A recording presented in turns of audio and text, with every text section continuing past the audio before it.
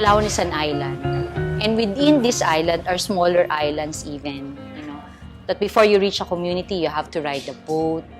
It's very important that in the PRC, we're better equipped to reach these people who, for us, we think are the most vulnerable.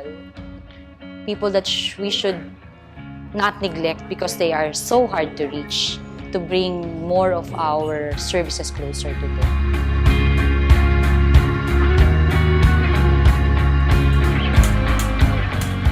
Nagpapasalamat din po kami sa Red Cross kasi malaking tulong po siya sa amin.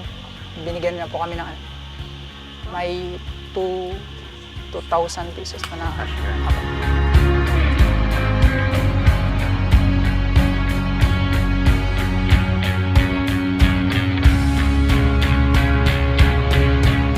I think the thing that we should be more aware of is to better prepare the communities to build on their capacity. Capacity doesn't just only mean you provide them with trainings and that's it. It's more going beyond. Our strength in the Red Cross is on the grassroots level. We are there. We make them feel we are there, no matter how difficult it gets us.